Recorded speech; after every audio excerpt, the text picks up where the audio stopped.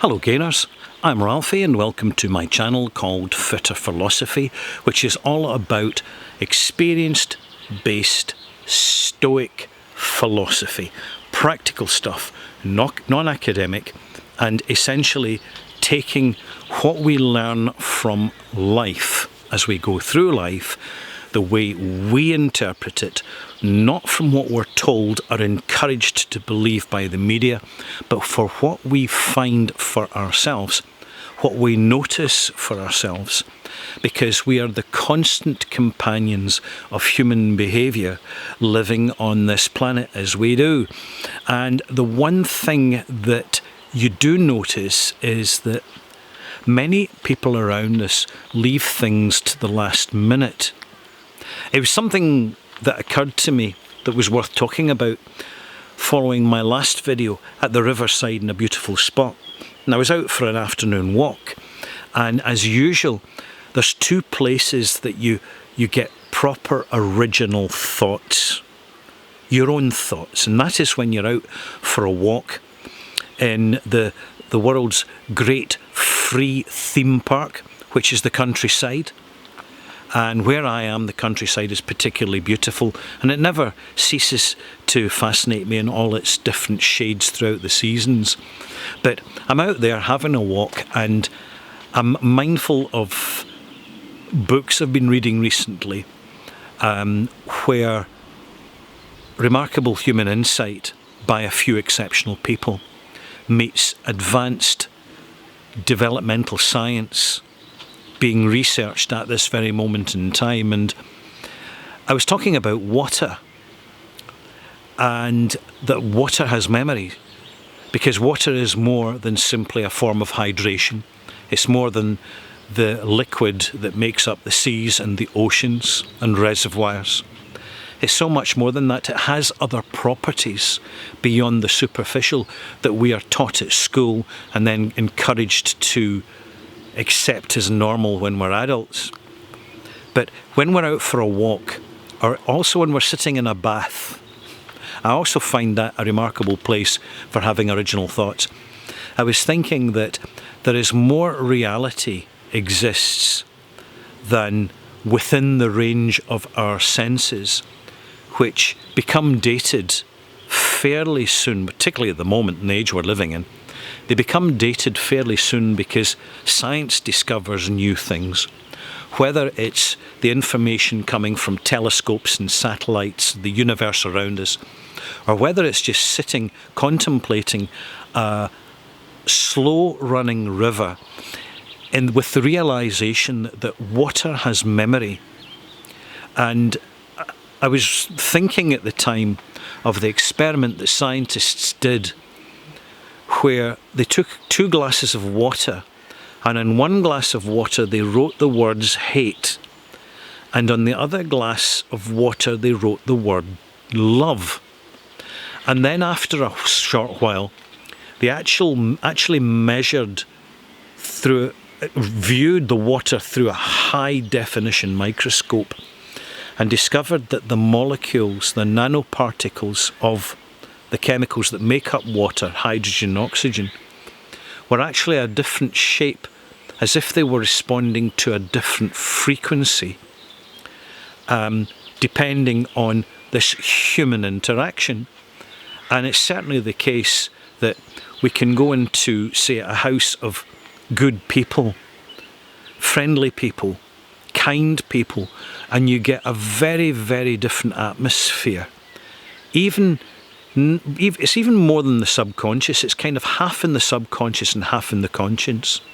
You can sense something, and it's the same when you go into a house full of angry people or hateful people, mean people, miserable people.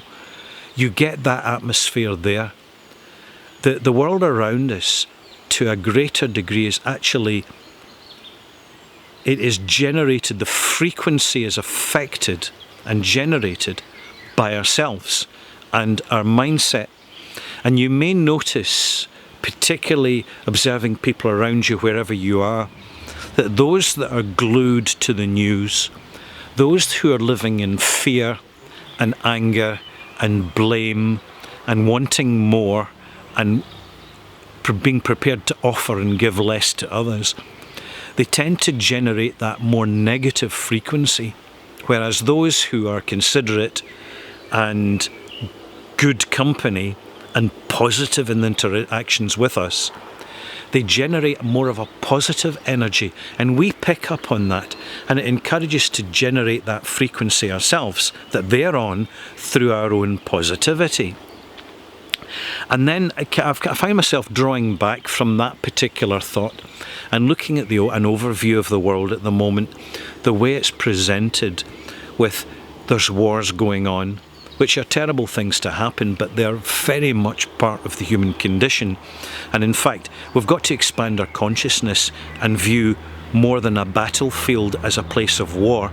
Wars happen everywhere, absolutely everywhere, and you don't need bombs and bullets to have that negativity and that self-harm that humans undertake when they're involved in overt conflict.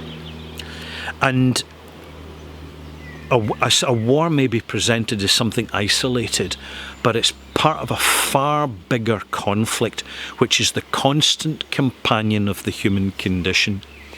And this realization, this mindfulness, it can start with a walk in the countryside. It can start with having a good, soaky, relaxing bath. But often it's something that very few people can tell us. We've got to find and experience the thought for ourselves for it to have any tangible and substantial meaning. And the more we go out into the world with a positivity, even when things are looking bleak and negative, the more that we can start to change things rather than waiting for the world to change for us.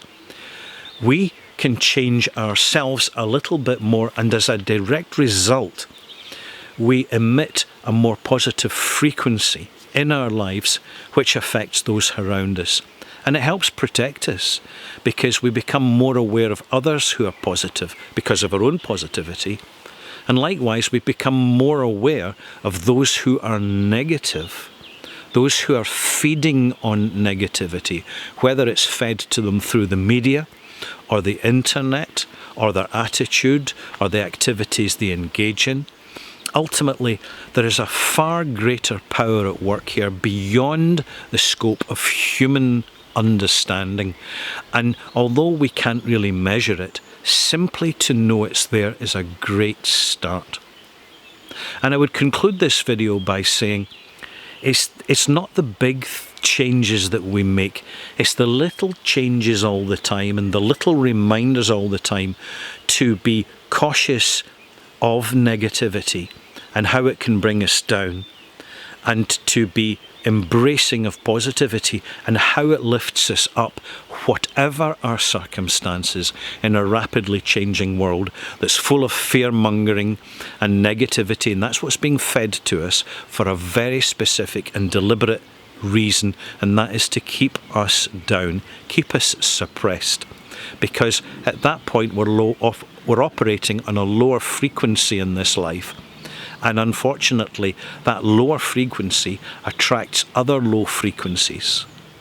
And therefore, it becomes a self-fulfilling prophecy that the more we think negatively of the world, the more negative it becomes and the more negative its behaviour towards us. And I'll leave that with you. Have a good think about it. You can read this in books. You can see it in a few videos online. You're very unlikely to see this sort of conversation or subject matter anywhere from a television, wherever you are in the world, because it's not their agenda.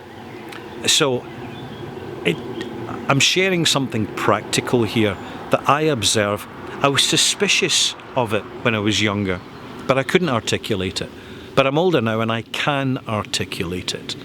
And I've done negative things in the past, certainly less so now than I used to, because in building a higher frequency of positivity, it just makes life all the easier to live with, and importantly, to prepare personally for what's coming in the future. And I would conclude by saying, if you want to be positive, stack up with a few tins of food and long-lasting food items, so that should supermarkets be affected by shortages in the future, you are at least partially prepared. We can never completely prepare for anything, but to be partially prepared makes a big difference. I'm Ralphie. I hope you've enjoyed this video. If you have, click subscribe, click the like, leave a comment if you wish, and I'll speak to you again soon. And thanks for watching, and subscribe to Fitter Philosophy, because when you do, it will make your philosophy that bit fitter. Bye.